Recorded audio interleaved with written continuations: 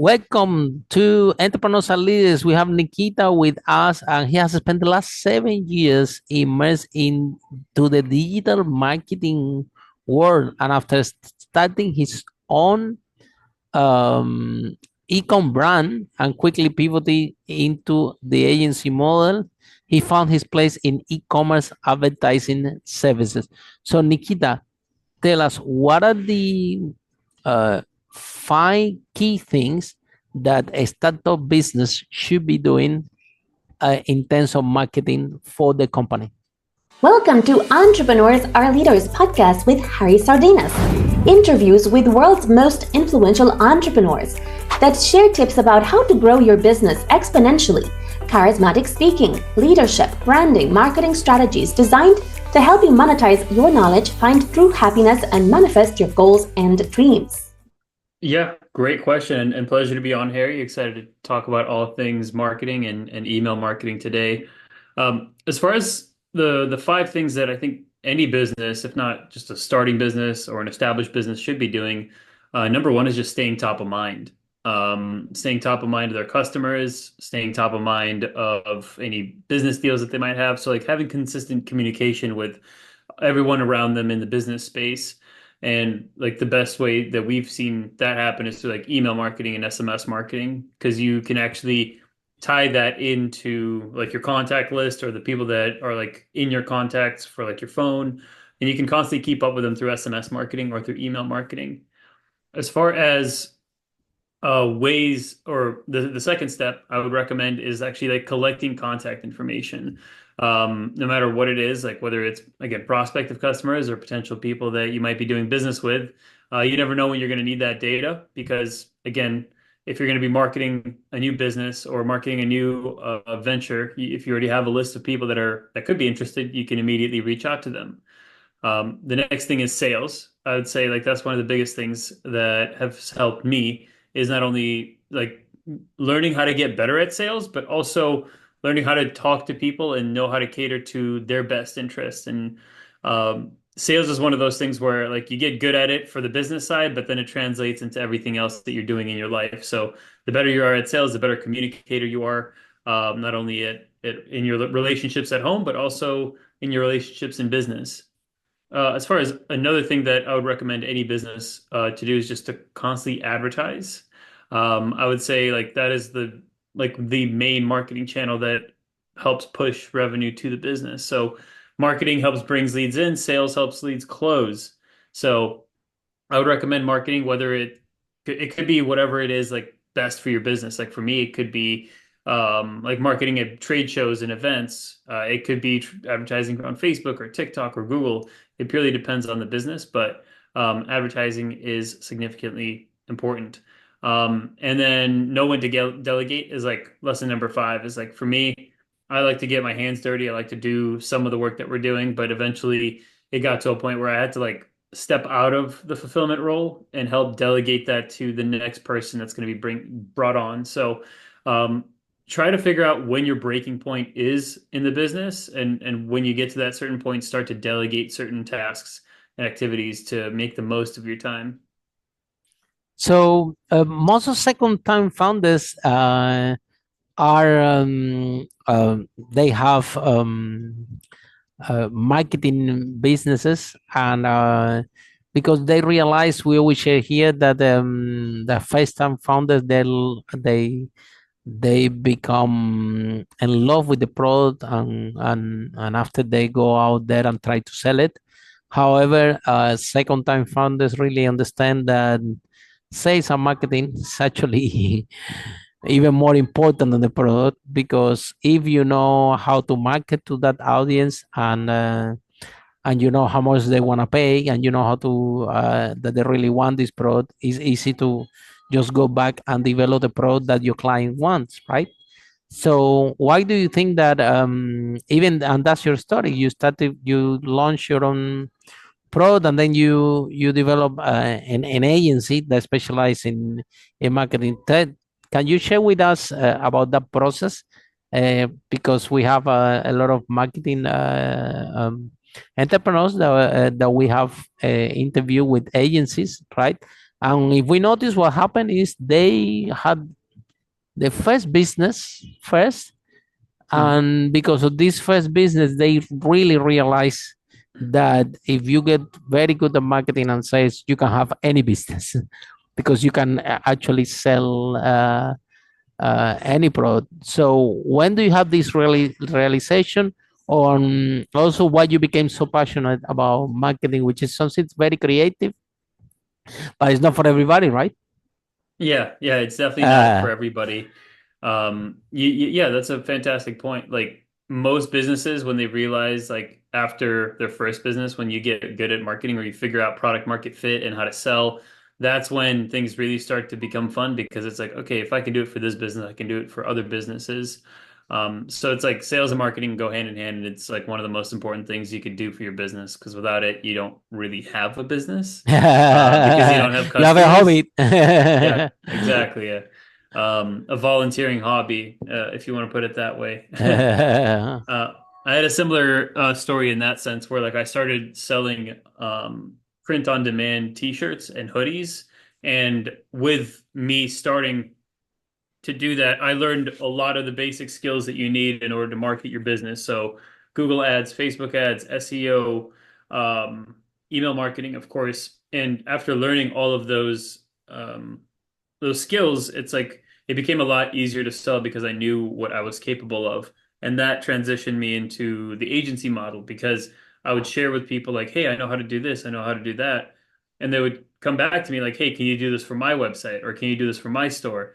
And then that sort of snowballed into me like, okay, I'm making a lot more money with my agency than I am with my initial business. Let me Wow. just transition into the agency side. Yeah.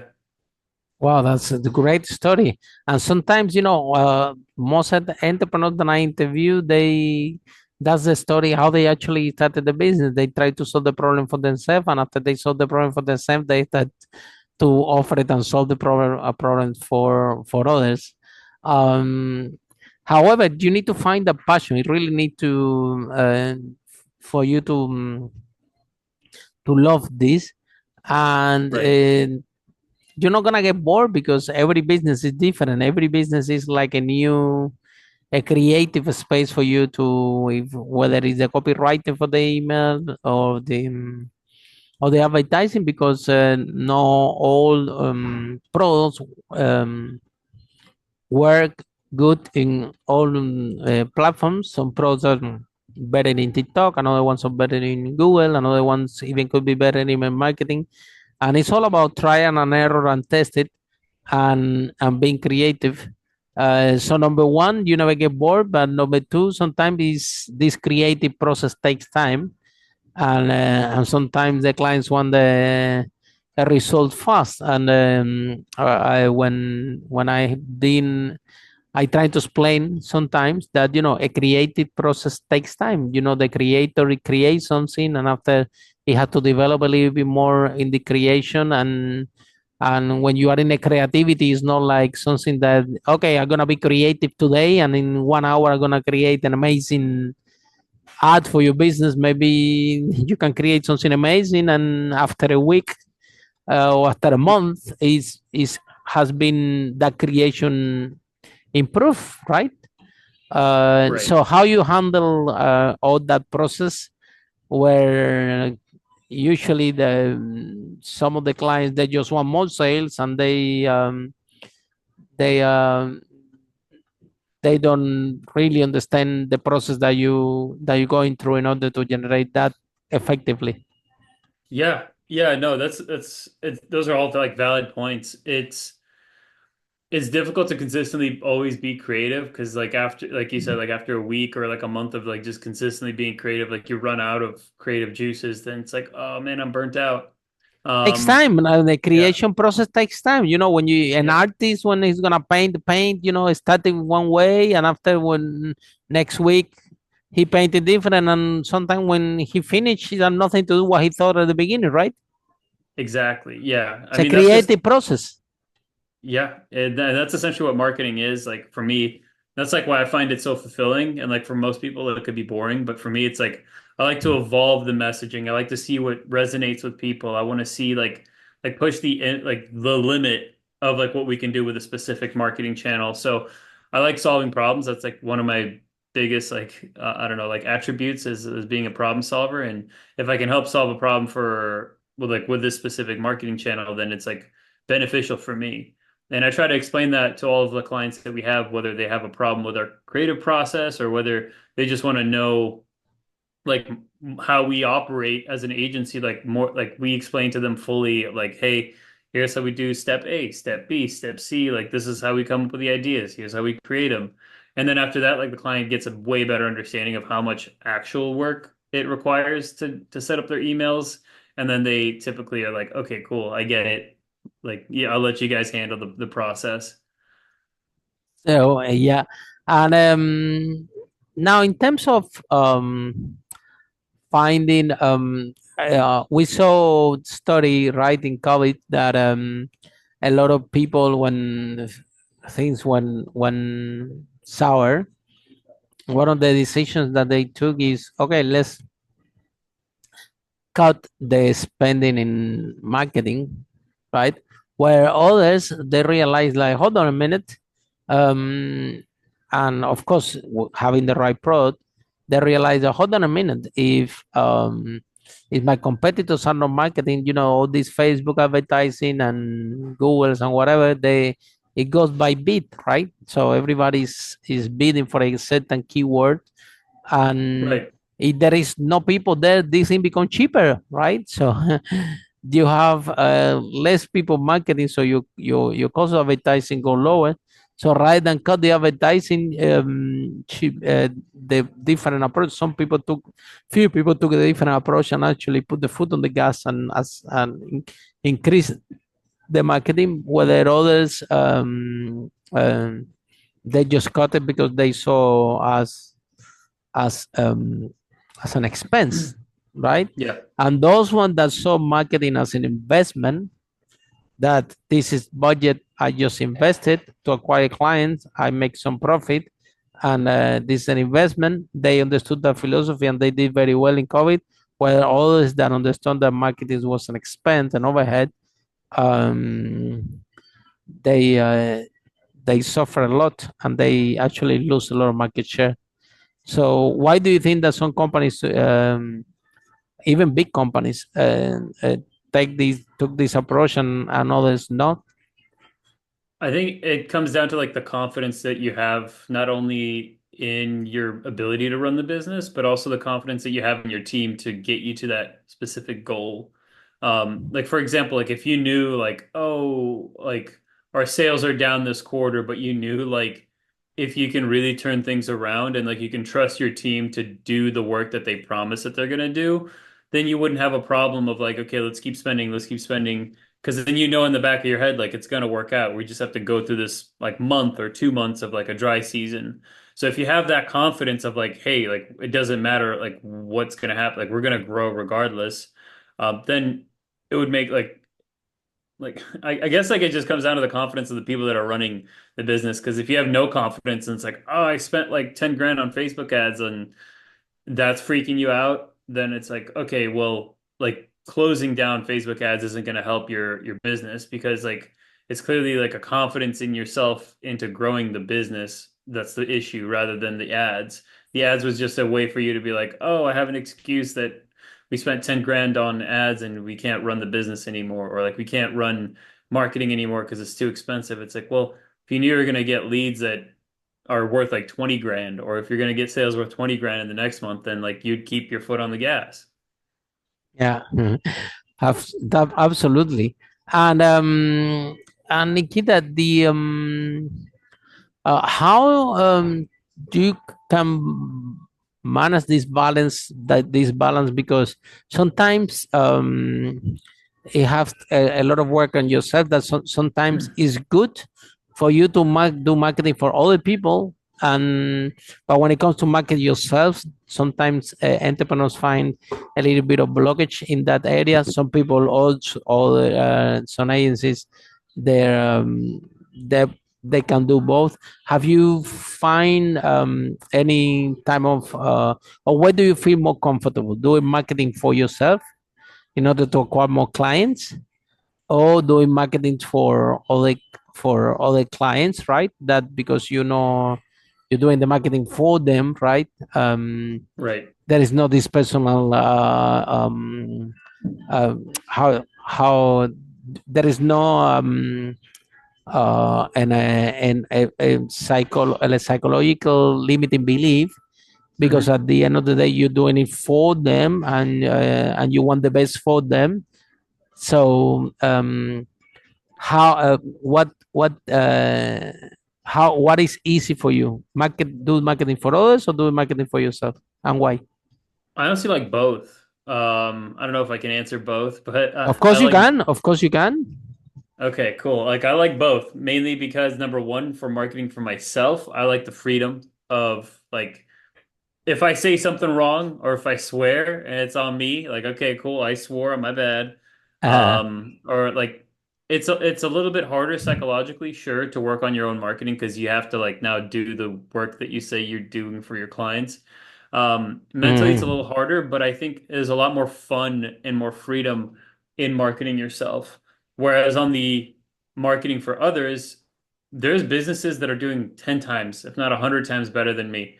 And it's like, mm-hmm. why would I say no to an opportunity to figure out problems at that scale? Because for me, it's Amazing, like right?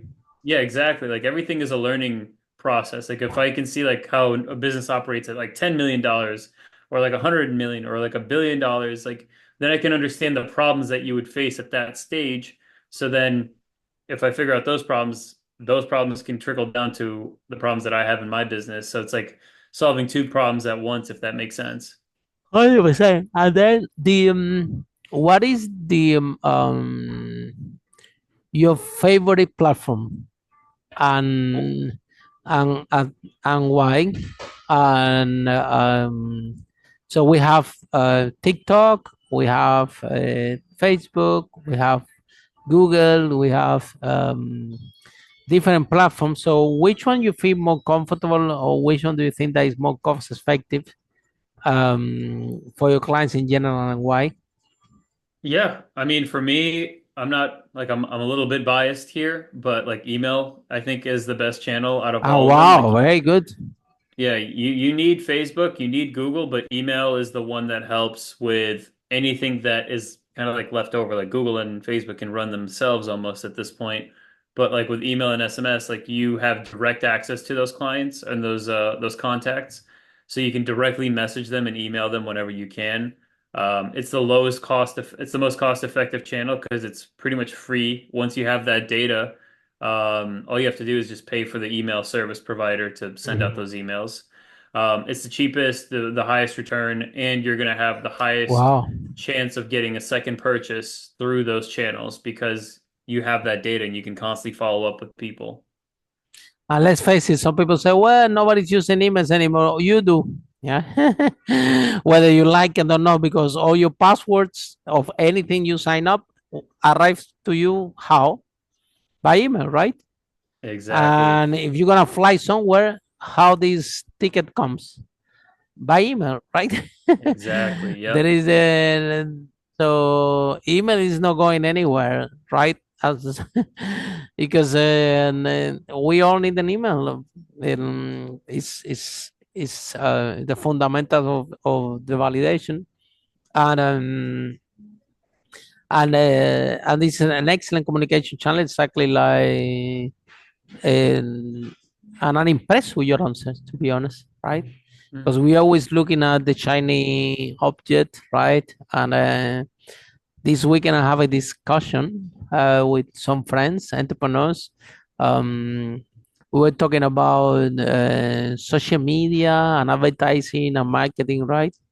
And the Amazon and the whatever. And I was sharing with them like they were asking me which one is better. I said, well, I don't know about better, but in my opinion, I don't know. In Google or in Amazon or whatever or YouTube, when you're looking for somewhere you want to buy something, you go to Google, where can I buy a watch? You're actively looking for a watch, right? So Yeah. you're ready to buy that thing. So it's completely different that you are in the social media, because in the social media, you don't go to the social media to, I want to buy a watch, right? Well, however, now Facebook have a marketplace, TikTok have a thing, but there are some platforms, right?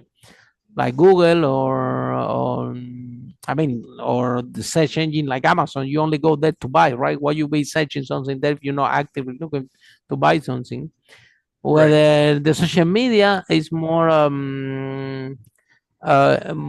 you go there just to socialize with friends. However, it's also possible that if you are a carpenter and you go there just to socialize with your friends, if there's a very good demonstration of videos about the metric that we were talking in the weekend with my friend. So now my friend bought and in TikTok something to have measurements, right?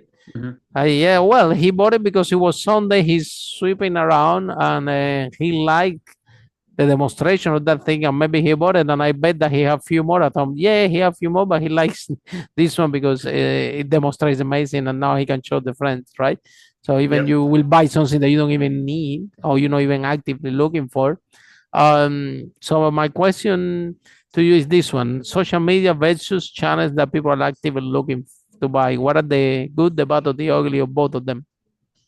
I prefer the channels where people are actually looking for something. Like Google advertising is like one of my favorite channels because like if people want something, they will find it there.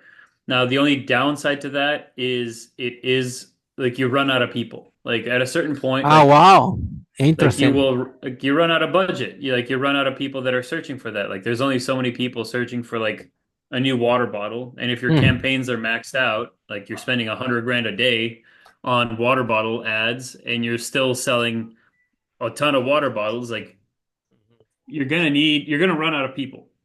So I Hmm. think it's great as far as immediate return, but where you see the highest scale is on these social media platforms like TikTok, like Facebook, like Instagram, because there you can reach everybody for the most part. Whether it's on Instagram or on Facebook or on TikTok, like someone has like at least one of these profiles, you're going to reach a lot more people. And number two, like it's more brand building.